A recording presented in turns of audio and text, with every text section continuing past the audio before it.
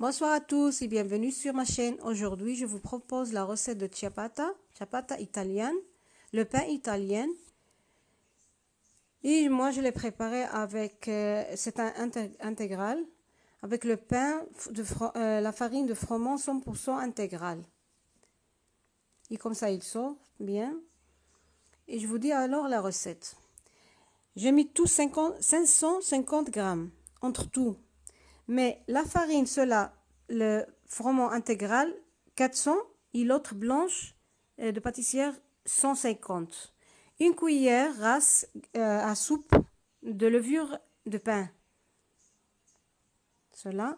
Alors on l'ajoute, on prend un peu, 3 jusqu'à 4 cuillères de cette farine.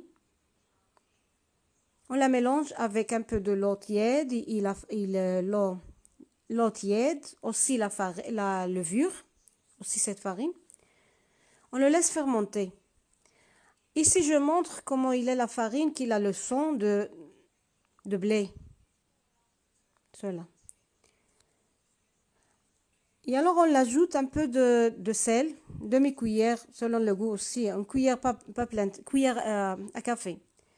Il est déjà fermenté, qu'on l'avait ajouté déjà un peu de l'eau, un peu de... Et sinon, pas de sel, seulement la levure avec un peu, 3 jusqu'à 4 cuillères de... C'est la farine qu'on a tout. On la laisse fermenter.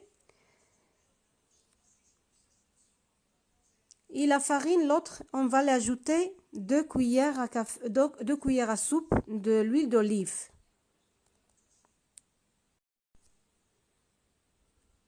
On a un moule, on le prépare avec, on le met un peu de l'huile d'olive, tous. Et alors on a déjà cela qui est déjà fermenté. Et on le ajoute à la farine ce qu'on avait laissé. Ici, oui, on a ajouté déjà le sel. On la mélange bien. On l'ajoute peu à peu de l'eau, pas trop tiède. Comme c'est froid. Comme c'est froide, pas tiède. Juste froide, l'eau. Alors, on le mélange bien. On ajoute peu à peu de l'eau. Ça se peut 150 jusqu'à 200, mais on peut peu à peu jusqu'à qu'on a une pâte comme vous allez voir ici.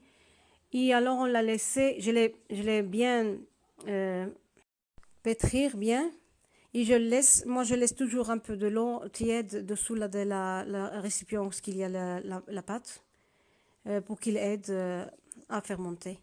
Alors, une fois qu'il est reposé, il est fermenté, on le met cela comme ça, on la double, forme de carré. Alors, chaque fois qu'il repose, on peut 2 jusqu'à 3 fois. Et comme ça, la texture de pâte, il est très collante, mais quand même, comme il fait une ligne. Comme ça. Et chaque fois, on peut 2 jusqu'à 3 fois. On le fait la même, comme ça, la double. Et on le laisse fermenter aussi. Ça se peut la 3e fois qu'on a laissé déjà. Alors, il est déjà fermenté. On le prend, on le dégaze un peu. On le prend une boule en forme. Et on le met dans le moule qui est un peu de l'huile pour qu'il ne colle pas. Et on l'étale là, tous, dans un carré. Et on doit regarder la mesure parce qu'on doit voir pour qu'il ne sorte pas, déborde pas quand il fermente. Un peu grande le moule. Et moi, j'ai allumé le four, je l'ai éteigné, je l'ai laissé fermenter là au four. Une fois qu'il est fermenté, alors on le bascule comme ça, on bascule comme ça. On l'a mis sur une table de travail qu'il a de farine qui ne colle pas bien sûr. Alors, on le fait comme ça avec les mains un peu. Et alors on la coupe. Toujours qu'il doit être beaucoup de farine dans la table de travail. Je l'ai coupé. Et on le fait comme ça, tourner, jusqu'à qu'on a déjà comme un boudin. Comme ça. Encore l'autre. Si on veut les laisser comme ça, fermenter, mais dessous la farine, on bat la farine. Et alors, on tourne. Une fois qu'il est fermenté, on la tourne et on le cuit comme ça. Mais moi, je l'ai coupé. Mais je l'ai coupé et je le laisse fermenter et la farine dans le moule. Une fois qu'il est fermenté, je le tourne. Pour qu'il aura comme ce dessin des lignes, comme ça se voit, ciabatta original. Alors, on le fait comme ça, on la coupe. S'il est déjà fermenté, on la tourne et le met dans le moule pour qu'il sera déjà.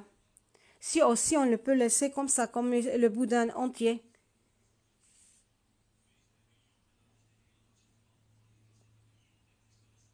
Sans la étaler, le prendre comme ça doucement pour qu'il ne sorte pas tout cela de l'air qu'il a, la fermentation. Et alors on le laisse fermenter jusqu'à qu'ils sont déjà bien quasi fermentés bien. Alors on préchauffe le four. Mais ils doivent cuire à la vapeur. Je laisse préchauffer le four. Une fois qu'elle est préchauffée, je laisse le moule, ce qu'il y a le pain, et alors je verse l'eau dans le moule, l'eau très chaude dans le moule très chaud aussi. Et une fois qu'il est doré, en bas, je l'ai laissé en bas un peu seulement, mais je l'ai laissé au milieu du four. Et avec la vapeur qu'il cuit, et comme ça, il est déjà le pain. Une fois qu'on tourne le pain, on voit qu'il est comme ça, c'est comme il est vide à l'intérieur, alors il est déjà bien cuit. Merci d'avoir regardé la vidéo.